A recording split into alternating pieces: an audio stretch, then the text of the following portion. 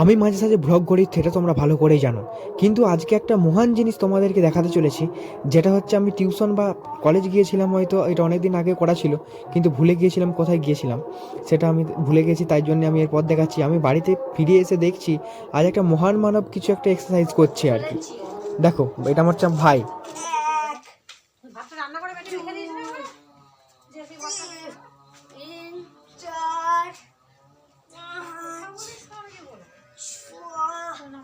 পাঁচ, এক, দুই, তিন, চার, পাঁচ, ছয়, সাত, আট, নয়, 10। দেখো আমরা এরকম ভাবে 3টে স্টেপ করব।